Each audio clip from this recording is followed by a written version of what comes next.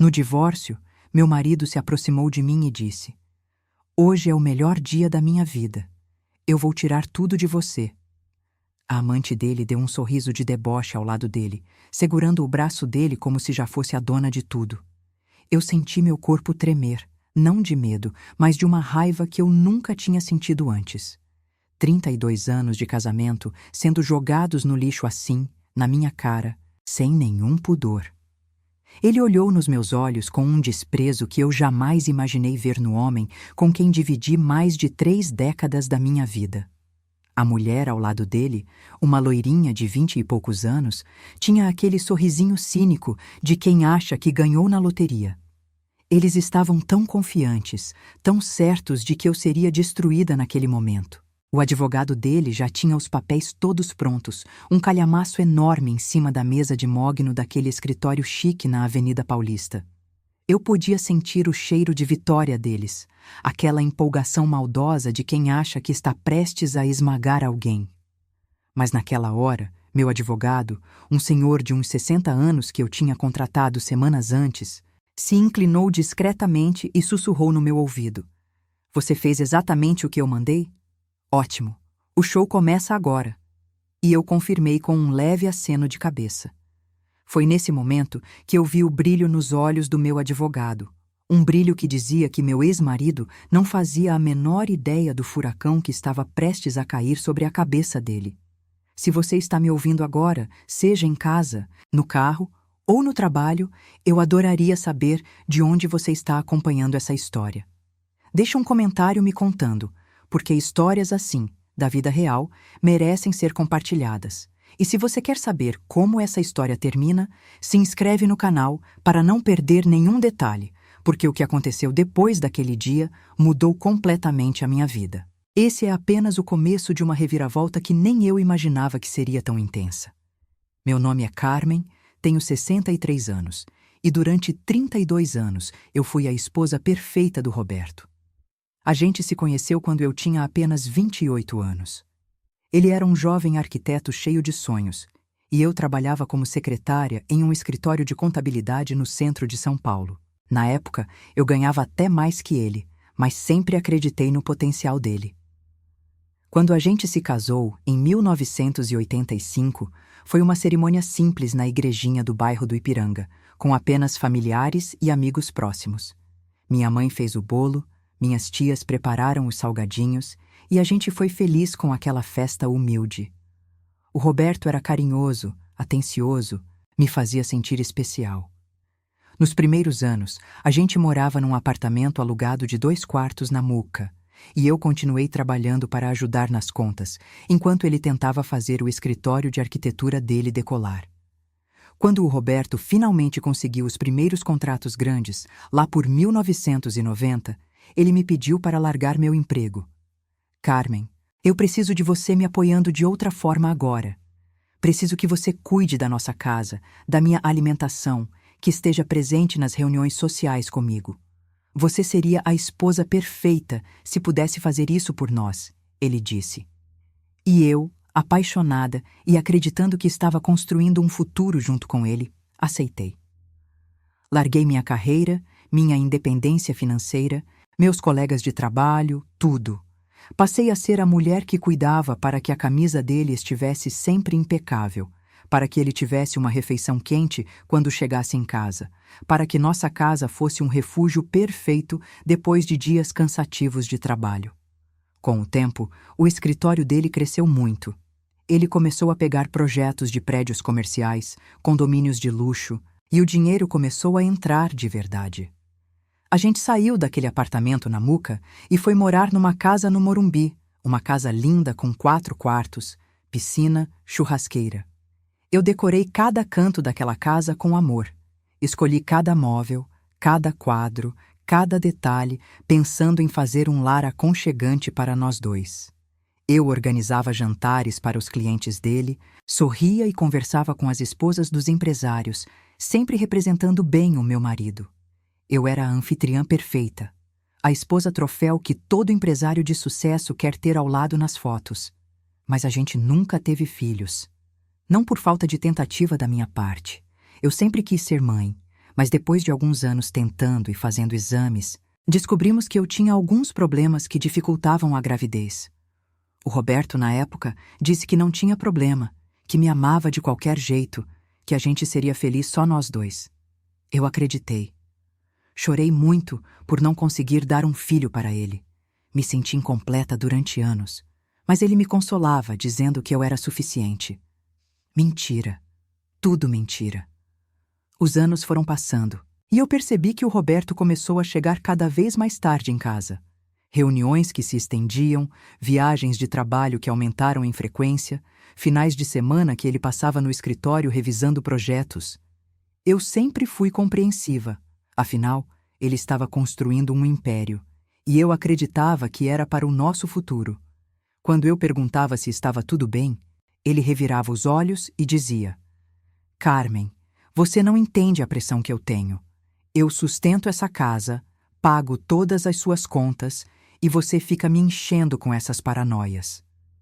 Eu me calava, me sentia culpada por questionar, afinal ele estava certo, eu dependia financeiramente dele. Em 2015, eu comecei a notar mudanças mais evidentes. O Roberto emagreceu, começou a ir na academia, trocou o guarda-roupa inteiro por roupas mais jovens, comprou um carro esportivo vermelho que custou uma fortuna. Quando eu comentei, ele disse que estava passando por uma crise de meia-idade e que era normal. Todo homem passa por isso, Carmen. Não seja chata. Eu engoli mais uma vez. Ele começou a mexer no celular compulsivamente, escondia a tela quando eu passava perto e levava o telefone até para o banheiro. Quando eu perguntava, ele explodia. Você é controladora demais. Eu não tenho privacidade nessa casa. E eu pedia desculpas, achando que estava sendo invasiva mesmo. A gente parou de fazer programas juntos. Aqueles passeios no Parque Ibirapuera aos domingos, as idas ao cinema, os almoços em família nos restaurantes da Zona Sul, tudo isso desapareceu. O Roberto vivia ocupado e, quando estava em casa, ficava trancado no escritório ou grudado no celular. Ele parou de me tocar, parou de dormir do meu lado, arrumou uma desculpa de que estava com dores nas costas e que precisava dormir no quarto de hóspedes num colchão mais firme. Eu aceitei, porque sempre aceitei tudo que ele dizia. Um dia, conversando com minha amiga Sônia, que foi minha colega de trabalho nos anos 80, ela me disse algo que ficou martelando na minha cabeça. Carmen, abre o olho, mulher. Homem que muda assim do nada, que fica nessas de renovar tudo, geralmente tem rabo preso. Você precisa investigar. Mas eu, boba, defendia meu marido. Não, Sônia, o Roberto não é assim. Ele pode ser muita coisa, mas traidor ele não é. Como eu estava enganada. As coisas começaram a piorar quando, em 2016, a mãe dele faleceu. Dona Ivone era uma senhora que sempre me tratou com respeito, e eu cuidei dela nos últimos meses de vida quando ela ficou doente. Eu que levava ela nas consultas médicas, eu que dava banho, eu que ficava acordada de madrugada quando ela passava mal. O Roberto mal aparecia, sempre com a desculpa do trabalho. Quando ela morreu, ele nem chorou muito. Ficou mais preocupado com a partilha dos bens dela do que com o luto. Eu achei estranho, mas estava tão mergulhada na minha própria tristeza pela perda da minha sogra que não questionei. Foi depois do inventário da Dona Ivone que as coisas realmente desandaram. O Roberto herdou um apartamento na Vila Madalena e uma boa quantia em dinheiro. Ele ficou eufórico, mas não compartilhava nada comigo. Quando eu perguntava sobre os planos para o apartamento, se a gente ia alugar ou vender, ele respondia seco. Isso é assunto meu, Carmen. É herança minha, não sua. Aquilo doeu, mas eu engoli mais uma vez. Afinal, ele tinha razão tecnicamente. Era a herança dele, não minha. Em junho de 2017, aconteceu o primeiro evento que me abriu os olhos de verdade. Eu estava organizando o armário do quarto de hóspedes, aquele onde ele dormia, e encontrei uma caixa de sapatos no alto do guarda-roupa. Dentro tinha recibos de restaurantes caros, hotéis, joias que eu nunca recebi, viagens que ele nunca mencionou. Meu coração disparou. Eu confrontei ele naquela noite, com os papéis na mão, tremendo. Roberto, o que é isso? Esses recibos de hotéis, de jantares, essas notas de joias, você pode me explicar? Ele olhou para mim com um desprezo que me gelou a espinha e disse: Você está fuçando minhas coisas agora, Carmen? Está me vigiando? Isso é para clientes, presentes corporativos, reuniões de negócios. Você não entende nada de como o mundo funciona. Ele pegou a caixa da minha mão com tanta força que quase me machucou e saiu batendo a porta. Fiquei sozinha na sala, chorando, me sentindo louca. Mas eu não era louca. Eu sabia que tinha algo muito errado. Comecei a prestar mais atenção. Reparei que ele tinha perfumes diferentes no carro, que chegava em casa com cheiro de perfume feminino, que tinha marcas de batom em algumas camisas. Quando eu apontava, ele dizia que eu estava maluca, que era cumprimento de clientes mulheres, que eu estava ficando paranoica na menopausa. Ele usava minha idade, minha insegurança, minha dependência contra mim. Em setembro de 2017, eu decidi seguir meu instinto. Peguei o cartão de crédito adicional que eu tinha, aquele que ele me dava para fazer compras de casa, e contratei um detetive particular. Foi a primeira vez na vida que eu fiz algo escondido do Roberto e eu estava apavorada, mas precisava saber a verdade. O detetive era um senhor discreto chamado Marcelo, que trabalhava numa agência pequena na Vila Mariana. Ele me garantiu sigilo total e começou a seguir meu marido. 3 semanas depois, Marcelo me ligou pedindo para nos encontrarmos num café discreto. Quando eu cheguei, ele tinha uma pasta marrom cheia de fotos. Meu mundo desabou. Tinha fotos do Roberto entrando e saindo de um apartamento na Vila Madalena, aquele que ele herdou da mãe. Tinha fotos dele abraçado com uma menina que parecia ter a idade de uma filha que eu poderia ter tido. Loira, magra, usando roupas de marca. Tinha fotos deles em restaurantes, de mãos dadas, se beijando. Tinha até foto dos dois entrando junto num motel na rodovia Raposo Tavares. Eu segurei as fotos com as mãos tremendo tanto que quase derrubei o café. Há quanto tempo? Eu perguntei para o Marcelo. Pelo que eu consegui apurar, faz pelo menos 3 anos, senhora Carmen. E tem mais. Ela trabalha no escritório dele. É estagiária de arquitetura. O nome dela é Jéssica. Eu senti uma náusea violenta. Fui direto para o banheiro do café e vomitei. 30 anos de casamento. 30 anos de dedicação. E ele estava com uma estagiária havia 3 anos, uma menina que podia ser nossa filha. Eu chorei ali, no banheiro daquele café, como eu nunca tinha chorado na vida. Mas quando eu lavei o rosto e olhei no espelho, eu vi algo diferente nos meus olhos. Não era só tristeza. Era raiva. Uma raiva profunda de ter sido enganada, usada, descartada. Quando eu voltei para a mesa, o Marcelo me deu mais informações. Senhora Carmen, tem outra coisa que a senhora precisa saber. Pelo que eu investiguei, ele está transferindo bens para o nome dessa moça. O apartamento da Vila Madalena já está no nome dela. Ele abriu uma conta conjunta com ela. Está se preparando para deixar a senhora sem nada. Aquilo foi a gota d'água. Não bastava me trair. Ele queria me deixar na miséria depois de eu ter dedicado minha vida inteira a ele. Naquela noite, eu cheguei em casa e agi como se nada tivesse acontecido. Preparei o jantar, coloquei a mesa, e quando o Roberto chegou, atrasado como sempre, eu servi a comida dele com um sorriso. Ele nem me olhou direito, comeu rápido e foi para o escritório. Eu lavei a louça, arrumei a cozinha e fui deitar. Mas não dormi. Fiquei a noite inteira pensando no que fazer. Eu não tinha nada no meu nome. A casa estava no nome dele. Os carros estavam no nome dele. As contas bancárias principais estavam no nome dele. Eu só tinha aquele cartão de crédito adicional e uma pequena conta poupança com uns 5.000 reais que minha mãe tinha deixado para mim quando morreu. No dia seguinte, eu liguei para a Sônia e contei tudo. Ela ficou furiosa. Eu sabia, Carmen. Eu sabia que tinha algo errado. Agora você precisa agir rápido antes que esse desgraçado te deixe sem nada. Ela me indicou um advogado que tinha ajudado uma prima dela num divórcio complicado.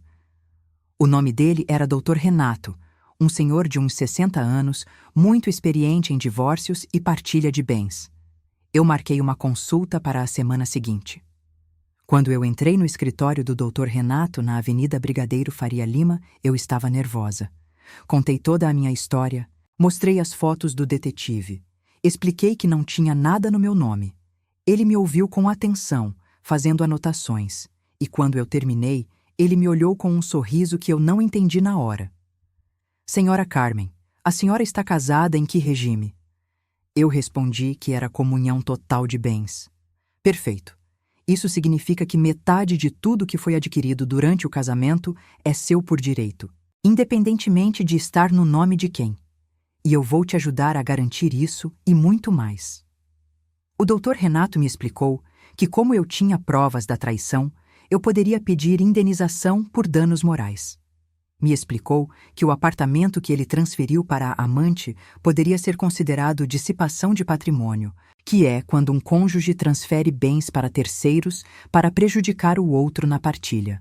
Me explicou que eu tinha direito à pensão alimentícia, já que eu tinha largado minha carreira para cuidar da casa e da vida dele. Pela primeira vez em meses, eu senti uma pontinha de esperança. Mas aí veio a parte que mudou tudo. O Dr. Renato me perguntou: a senhora tem algum bem em seu nome? Alguma coisa que tenha recebido de herança? Alguma propriedade? Alguma coisa? Eu contei sobre a casinha que minha mãe tinha deixado para mim em Cotia. Uma casinha simples que estava alugada e que rendia uns R$ 1.200 por mês, que iam para aquela minha conta poupança. Também contei que meu pai, que tinha falecido em 2010, tinha deixado um pequeno terreno para mim em Praia Grande, mas que eu nunca tinha dado muita atenção porque achava que não valia nada. O Dr. Renato pediu para eu trazer todos os documentos desses imóveis. Quando eu trouxe, na semana seguinte, ele analisou tudo com cuidado e disse: Senhora Carmen, a senhora sabe que essa região de Praia Grande, onde fica seu terreno, está em franca valorização. Estão construindo vários condomínios de luxo ali. Esse terreno vale hoje pelo menos R$ 600 mil. E como é herança sua, recebida antes do casamento, não entra na partilha. É exclusivamente seu. Eu quase caí da cadeira. R$ 600 mil? Aquele terreno que eu achava que não valia nada? Mas a surpresa não parou aí.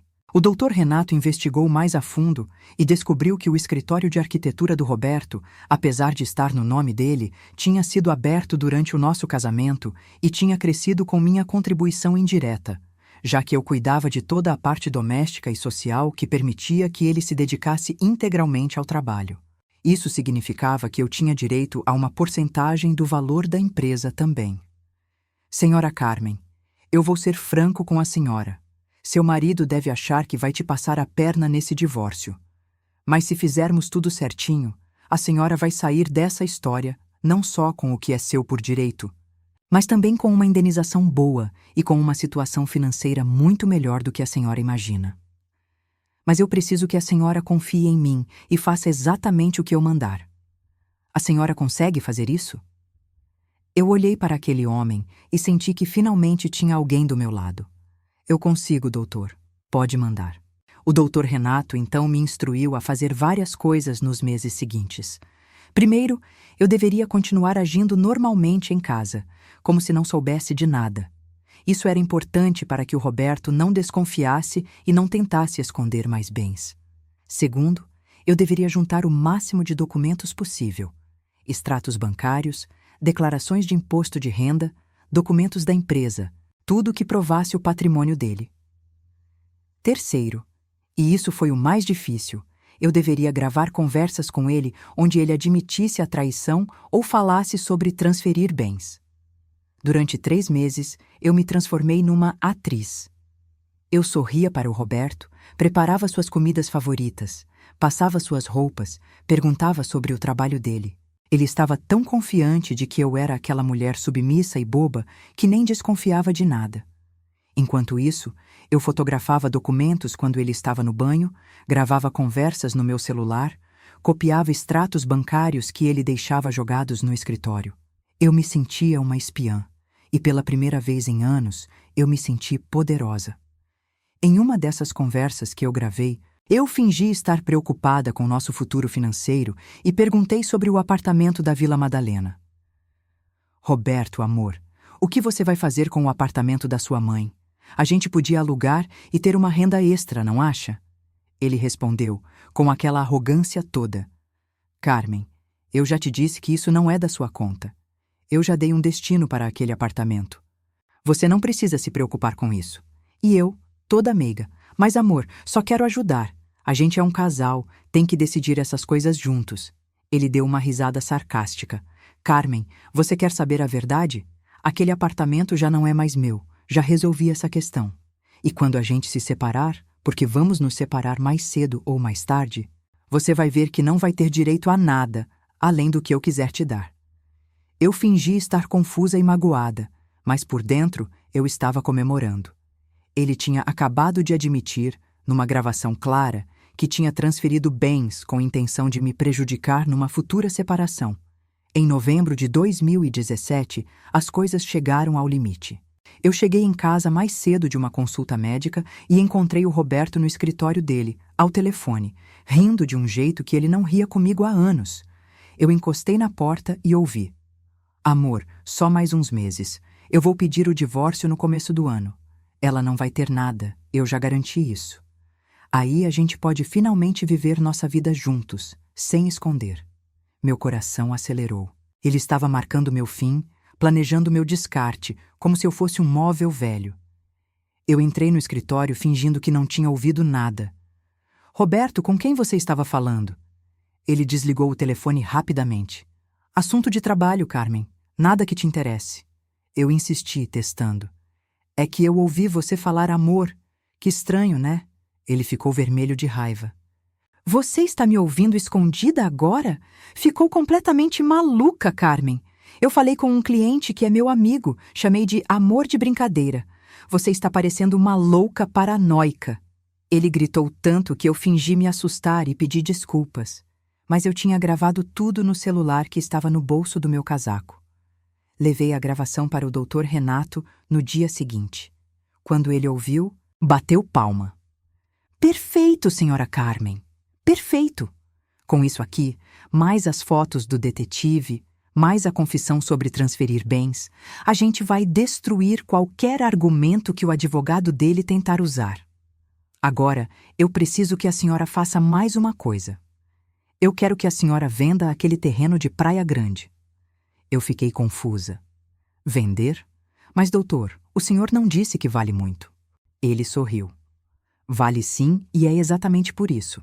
A senhora vai vender, colocar o dinheiro numa conta só sua, numa agência diferente, e não vai contar nada para ele. Esse dinheiro vai ser sua segurança para recomeçar a vida. E como é produto de bem exclusivamente seu, ele não tem direito a nada disso. Eu segui o conselho. Coloquei o terreno à venda e em janeiro de 2018 eu vendi por R$650 mil. Abri uma conta num banco diferente, no meu nome, e depositei tudo lá. Pela primeira vez na vida, eu tinha dinheiro que era só meu. Dinheiro que o Roberto não sabia que existia. Eu me senti livre de um jeito que eu nunca tinha sentido. No final de janeiro de 2018, o Roberto chegou em casa com uma expressão séria. Eu estava na cozinha fazendo café quando ele entrou e disse: Carmen, a gente precisa conversar. Meu coração disparou, mas eu fingi tranquilidade. Sobre o que, Roberto? Ele respirou fundo e soltou. Eu quero o divórcio. Esse casamento já acabou faz tempo e não faz sentido a gente continuar fingindo. Eu fingi surpresa e tristeza. Como assim, Roberto? A gente está junto há 30 anos. O que aconteceu? Ele foi frio. Carmen, a gente cresceu em direções diferentes. Eu mudei. Você continua a mesma. Eu quero viver minha vida de outra forma. Vou entrar com o pedido de divórcio semana que vem. Eu chorei, mas não era choro de tristeza. Era um misto de raiva e de alívio. Raiva por ele estar me descartando daquele jeito e alívio porque finalmente aquela farsa ia acabar. E como vai ser a divisão das coisas? Eu perguntei, já sabendo o que ele ia dizer. Ele respondeu com frieza. Olha, Carmen, eu vou ser justo. Vou te dar uma pensão de uns R$3 mil por mês por alguns anos até você se reerguer. A casa fica comigo, afinal foi comprada com meu dinheiro. Os carros também. Você pode ficar com seus objetos pessoais e talvez alguns móveis. Acho que é o justo, considerando que eu que construí tudo isso. Eu fingi estar arrasada, mas por dentro eu estava furiosa. R$3 mil? Depois de eu ter dedicado 30 anos da minha vida para ele? Depois de eu ter largado minha carreira? Eu disse com voz chorosa. Tudo bem, Roberto. Se é isso que você quer, eu não vou brigar. Eu só quero que isso seja resolvido de forma tranquila. Ele pareceu aliviado. Que bom que você está sendo razoável, Carmen. Eu vou pedir para meu advogado preparar os papéis. E foi exatamente o que ele fez. Ele estava tão confiante de que eu ia aceitar aquelas migalhas que nem se preocupou em esconder nada. Contei tudo para o Dr. Renato, que deu risada.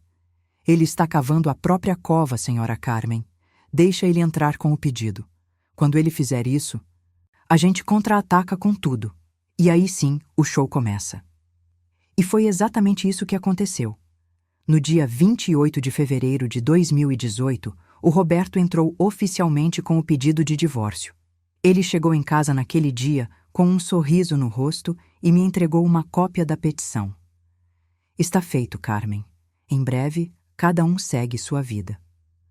Eu peguei os papéis, li rapidamente e vi que ele estava pedindo exatamente o que tinha falado. Ele ficaria com tudo e me daria uma pensão ridícula. Não mencionava nada sobre a empresa, nada sobre os bens que ele tinha transferido, nada sobre a traição. Ele realmente achava que eu ia aceitar aquilo calada. No dia seguinte, eu levei os papéis para o Dr. Renato. Ele analisou tudo e disse: Perfeito. Agora é nossa vez. A gente vai entrar com uma contestação e com um pedido de partilha detalhado. Vamos pedir 50% de tudo que foi adquirido durante o casamento, incluindo a valorização da empresa. Vamos pedir indenização por danos morais pela traição. Vamos pedir pensão alimentícia vitalícia, já que a senhora abriu mão da sua carreira para cuidar da casa. E vamos pedir a anulação da transferência do apartamento para a amante por dissipação de patrimônio. Ele não vai saber o que o atingiu. Durante as semanas seguintes, enquanto o Dr. Renato preparava toda a nossa defesa, eu continuei agindo em casa como se estivesse arrasada e conformada. O Roberto mal ficava mais em casa. Passava as noites no apartamento da Vila Madalena com a Jéssica. Quando estava em casa, ele era frio e distante, mas eu percebia que ele estava aliviado por eu não estar dando trabalho no divórcio. Em março, veio a primeira audiência. Eu entrei naquele fórum no centro de São Paulo com o estômago embrulhado.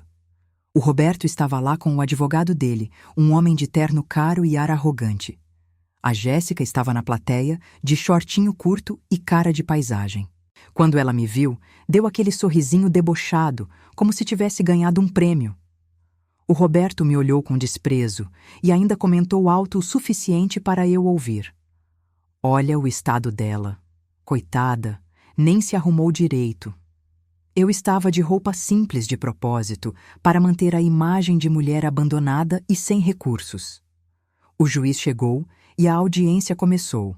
O advogado do Roberto apresentou o pedido deles, aquela palhaçada de me dar R$3.000 e ficar com tudo.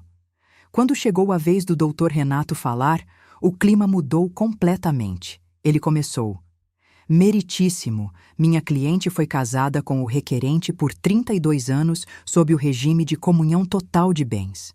Durante todo esse período, ela abriu mão de sua carreira profissional a pedido do requerente para se dedicar exclusivamente ao lar e ao suporte necessário para que ele pudesse construir seu império empresarial.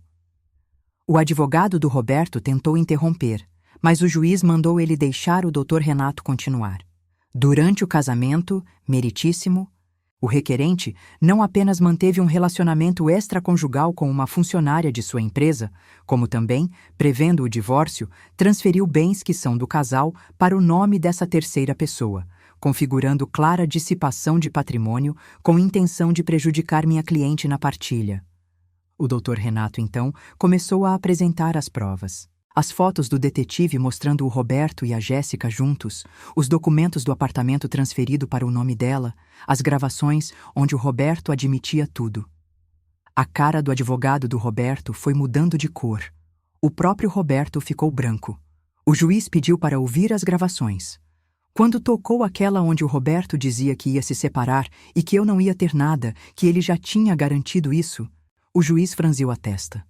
Senhor Roberto, o senhor pode explicar essa conversa? O Roberto gaguejou. Meritíssimo. Isso foi tirado de contexto, eu não. O juiz levantou a mão. Silêncio. Vou analisar todas essas provas com cuidado. Audiência suspensa. Marcaremos nova data para a continuação. Quando saímos do fórum, o Roberto veio correndo atrás de mim. Carmen, que diabos é isso? Você me gravou? Você contratou detetive? Quando você se transformou nessa pessoa? Eu parei, olhei bem nos olhos dele e disse, com uma calma que eu nem sabia que tinha. Eu me transformei nisso no dia que você decidiu me trair e me descartar como se eu fosse lixo, Roberto. Você achou que eu ia aceitar suas migalhas calada? Achou que eu era burra. A Jéssica se aproximou e teve a audácia de falar. Moça, você está se humilhando. Aceita logo o que perdeu e segue em frente. Eu olhei para aquela menina e respondi. Querida, quando isso tudo acabar, você vai ver quem realmente perdeu. E outra coisa, pode ir se acostumando, porque o apartamento que você está morando não vai ser seu por muito tempo. O rosto dela ficou pálido. O Roberto gritou. Você não vai conseguir tirar o apartamento dela. Eu doei. Está no nome dela. O doutor Renato, que estava ao meu lado, falou pela primeira vez. Senhor Roberto, doação de bem comum do casal sem anuência do outro cônjuge é nula. A senhora Carmen nunca autorizou essa transferência. O apartamento volta para o monte a ser partilhado. E, aliás, já entrei com uma ação específica para isso. Eu vi o desespero tomar conta deles. Nas semanas seguintes, a ficha foi caindo para o Roberto. Ele tentou me ligar várias vezes, mandou mensagens pedindo para conversarmos, para fazermos um acordo. Carmen, a gente pode resolver isso de forma civilizada. Eu aumento a pensão para 5.000, tá bom? Eu nem respondia. O doutor Renato tinha me orientado a não ter nenhum contato direto com ele. A reviravolta total aconteceu na segunda audiência, em abril. O doutor Renato tinha feito um trabalho de investigação minucioso sobre a empresa do Roberto. Descobriu que a empresa valia cerca de 4 milhões de reais e que meu direito sobre ela era de 2 milhões. Além disso, contabilizou todos os bens adquiridos durante o casamento. A casa no Morumbi, que valia 1.200.000. Os carros, investimentos, tudo dava mais 3 milhões. No total, meu direito na partilha era de cerca de 4.600.000 reais. Quando o doutor Renato apresentou esses números na audiência, o advogado do Roberto ficou em pânico. Meritíssimo, isso é absurdo. A empresa foi construída pelo meu cliente com o trabalho dele. O doutor Renato rebateu. E foi construída durante um casamento onde a esposa cuidava de toda a retaguarda doméstica e social, permitindo que ele se dedicasse integralmente ao trabalho. A senhora Carmen organizava jantares com clientes, acompanhava o marido em eventos, criou a imagem de família estruturada que ele vendia para os clientes. Ela tem direito, sim. Além disso, o doutor Renato pediu 200.000 reais de indenização por danos morais pela traição e pela tentativa de dissipação de patrimônio. E pediu pensão alimentícia de 10.000 reais por mês para mim, vitalícia, já que eu tinha 58 anos na época e tinha aberto mão da minha carreira. O juiz analisou tudo e deu a sentença parcial naquela mesma audiência. Defiro a anulação da transferência do apartamento para a terceira. Defiro a partilha igualitária de todos os bens adquiridos durante o casamento, incluindo porcentagem sobre a empresa. Quanto à indenização e à pensão, vou analisar com mais cuidado, mas a princípio me parecem procedentes. O Roberto saiu daquela audiência destruído. A Jéssica chorou copiosamente quando soube que perderia o apartamento. Eu, pela primeira vez em anos, sorri de verdade. Mas o melhor ainda estava por vir.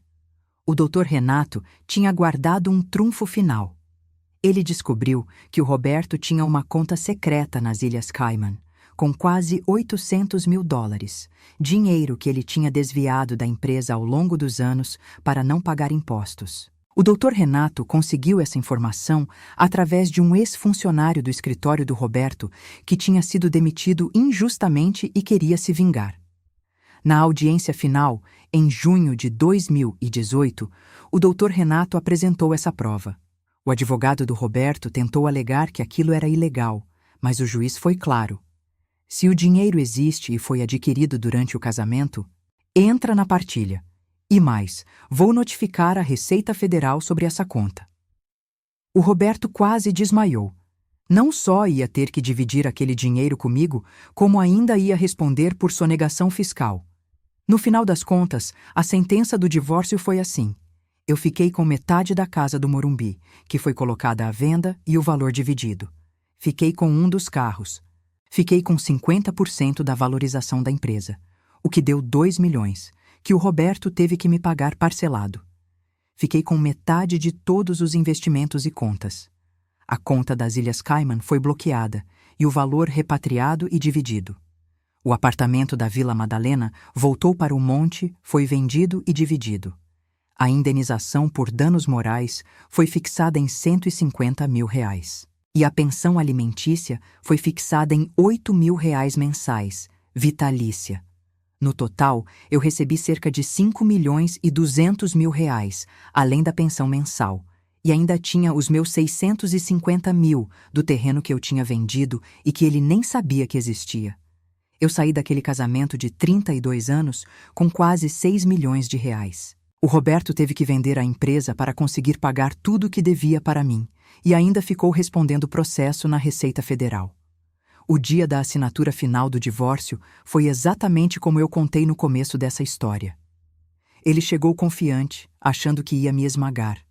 A Jéssica estava lá, toda produzida, com aquele sorriso debochado, quando ele se aproximou de mim e disse: "Hoje é o melhor dia da minha vida.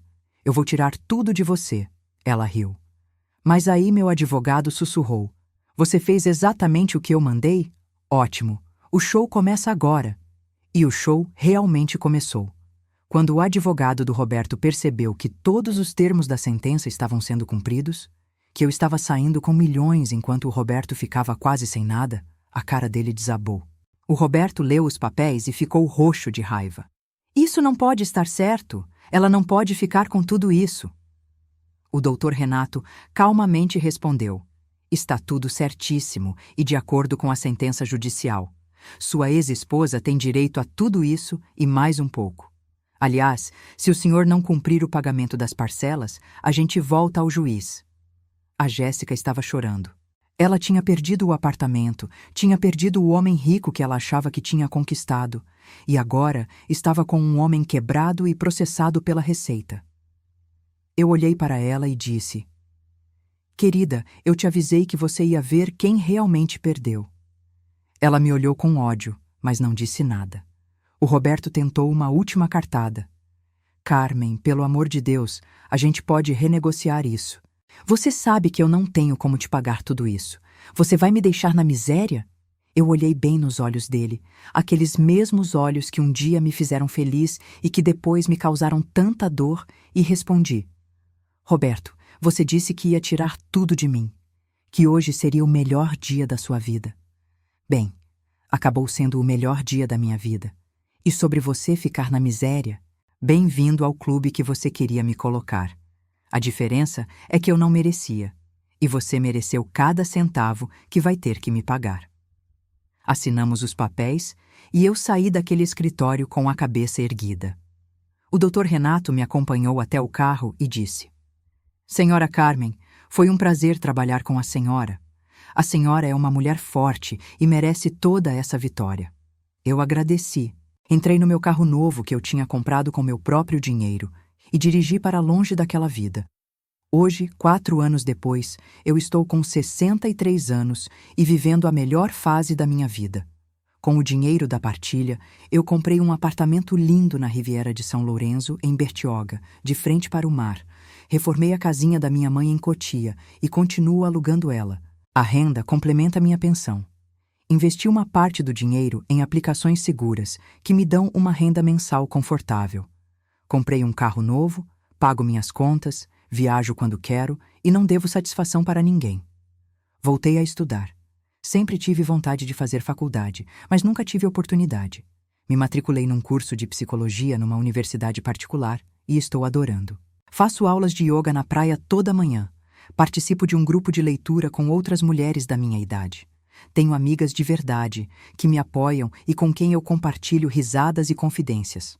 A Sônia continua sendo minha melhor amiga e a gente viaja junto pelo menos 2 vezes por ano. Já fomos para Buenos Aires, para o Chile e estamos planejando ir para Portugal ano que vem. Eu como o que quero, Uso a roupa que quero, acordo e durmo na hora que quero. Pela primeira vez na vida, eu vivo para mim. Sobre o Roberto, soube por terceiros que ele está morando num apartamento alugado na Zona Leste, trabalhando como funcionário em outro escritório de arquitetura, porque teve que vender o dele. A Receita Federal aplicou uma multa pesada por causa da conta secreta e ele ainda está pagando. A Jéssica o largou 6 meses depois do divórcio, quando viu que o dinheiro tinha acabado. Ele ficou sozinho, quebrado e arrependido. Chegou a me mandar mensagens pedindo desculpas, dizendo que tinha sido um idiota, que queria me ver. Eu bloqueei o número dele. Ele não merece nem meu perdão, nem meu rancor. Ele simplesmente não existe mais para mim. Conheci um senhor muito gentil chamado Antônio, nas minhas aulas de yoga. Ele é viúvo, tem 67 anos, é aposentado e a gente tem saído para jantar e para caminhar na praia. Não sei se vai virar algo sério, mas estou aberta para o que vier. Não estou desesperada por companhia, mas também não estou fechada para o amor. A diferença é que agora eu sei o meu valor e não aceito menos do que eu mereço. Tem dias que eu acordo e olho para o mar da janela do meu apartamento e ainda não acredito que essa é minha vida. Eu, Carmen, que passei 32 anos vivendo em função de um homem que não me valorizava, agora vivo em função de mim mesma. E sabe o que eu aprendi com tudo isso? Que nunca é tarde para recomeçar. Que a gente precisa conhecer o próprio valor e lutar pelo que é nosso. Que não adianta ser boazinha e submissa se isso significa abrir mão da nossa dignidade. Aprendi que quando um homem te desrespeita, te trai, te menospreza, você não deve ficar mendigando migalhas de amor. Você deve juntar suas forças, se valorizar e ir buscar o que é seu por direito. Aprendi que a vingança mais doce não é fazer o outro sofrer, mas é viver bem, ser feliz, prosperar. Eu poderia ter saído daquele divórcio aceitando os 3.000 reais de pensão que ele queria me dar. Poderia ter ficado calada, com medo de brigar, com medo de ficar sozinha, com medo de não conseguir me sustentar. Mas eu decidi lutar. Decidi que eu merecia mais. E mereço mesmo.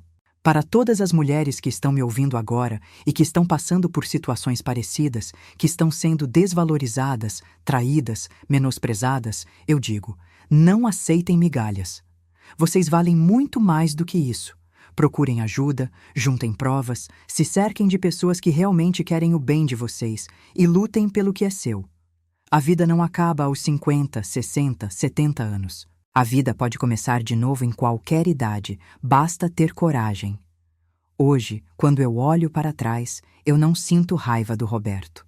Eu sinto pena. Pena de um homem que tinha uma mulher dedicada ao lado dele e que trocou isso tudo por uma ilusão, por uma menina interesseira, por orgulho e arrogância. Ele perdeu muito mais do que dinheiro. Ele perdeu dignidade, respeito, uma companheira de verdade. E eu ganhei muito mais do que dinheiro. Eu ganhei minha liberdade, minha autoestima, minha vida de volta. O divórcio que ele achava que seria o melhor dia da vida dele virou o pior pesadelo dele. E o que seria o meu pior pesadelo virou a minha libertação. Às vezes, o que parece ser o fim é na verdade o começo de algo muito melhor. E foi exatamente isso que aconteceu comigo. E você que está me ouvindo agora, o que faria no meu lugar? Teria aceitado as migalhas ou teria lutado pelo que era seu? Conta aqui nos comentários, eu adoro ler as histórias de vocês também. E se você conhece alguém que está passando por uma situação parecida, compartilha essa história com ela. Às vezes, a gente precisa ouvir a história de outra pessoa para ter coragem de mudar a nossa própria história. Um beijo grande no coração de cada um de vocês e lembrem-se, nunca é tarde para recomeçar e para ser feliz.